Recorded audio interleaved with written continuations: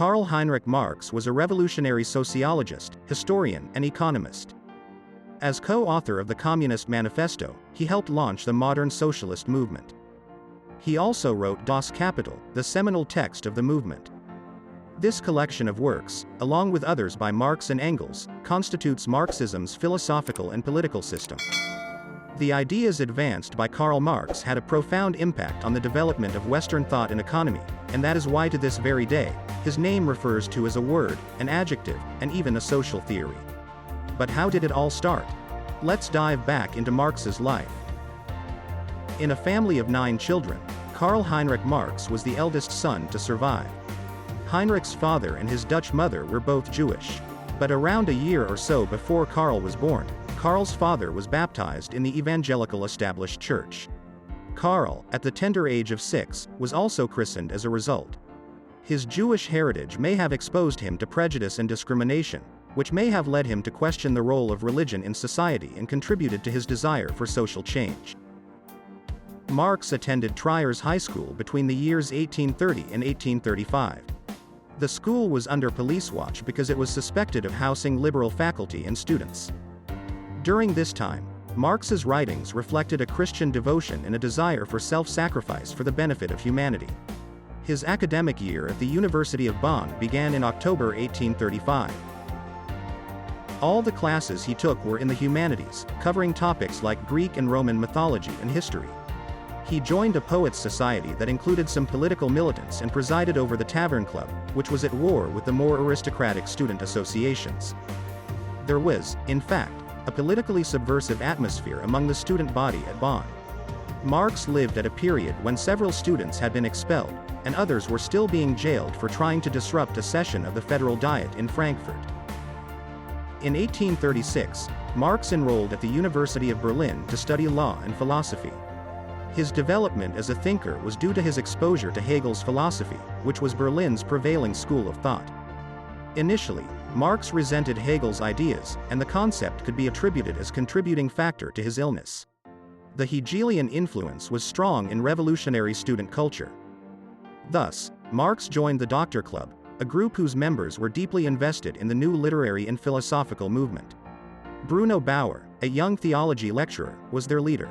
Due to Bruno's teachings, there was a quick shift toward atheism among the young Hegelians. In 1839, Bauer was fired from his position. The young Hegelians shifted their political stance to become left-wing Republicans. Although Marx had fallen behind in his studies, he applied for a doctorate at Jena University. The publication of The Essence of Christianity significantly impacted Marx and the other young Hegelians in the same year. According to Marx, the book's author successfully critiqued Hegel from the opposite, materialist perspective.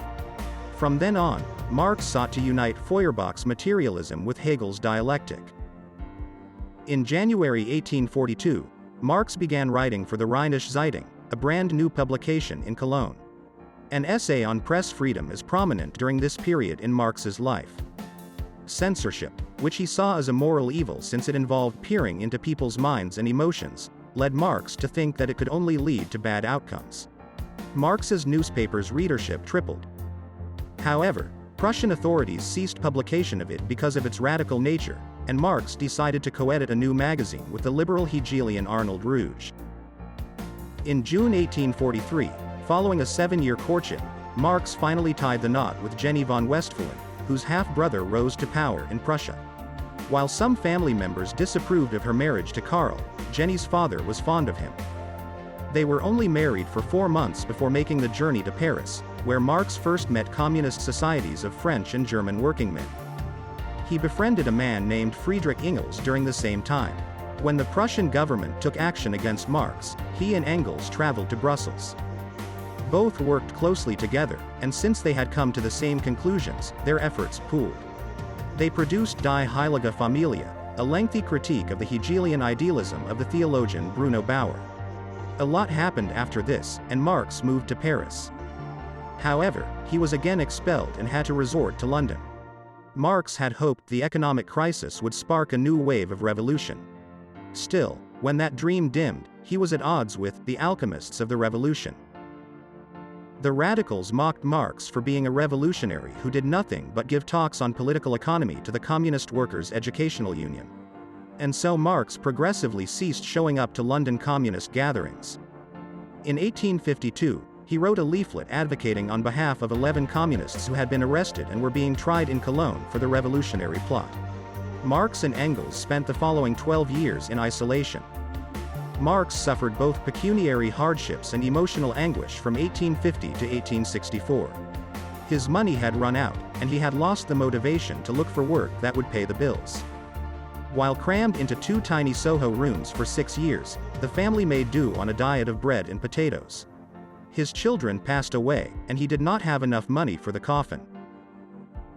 Engels remained a steadfast supporter throughout Marx's financial struggles. However, after he was made a partner in 1864, he started making significant contributions to subventions. In the United States, Marx could make money. He accepted an offer from the New York Tribune's managing editor, Charles A. Dana, to serve as a European correspondent. Between 1851 and 1862, Marx published about 500 articles and editorials. For his first foray into economic theory, Marx released the book, A Contribution to the Critique of Political Economy.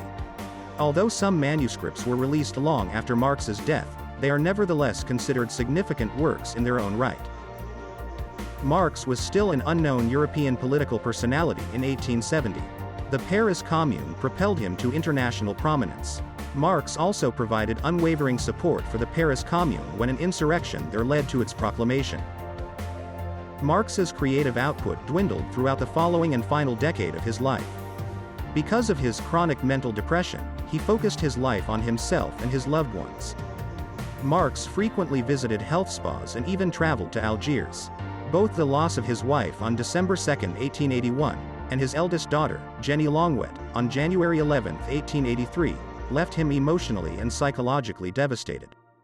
Finally, a lung abscess led to his death the following year in London. Engels proclaimed that Marx had made 2 significant discoveries at his burial in Highgate Cemetery: the law of evolution of human history and the rule of motion of bourgeois society. In the true sense, however, Marx's method of analysis is part of the social scientist's legacy alongside that of Thomas Malthus, Herbert Spencer, and Vilfredo Pareto. This brings us to the end of this video. If you liked the video, please consider subscribing and sharing, so we can keep bringing more content like this. Also, let us know your thoughts in the comments below. See you next time.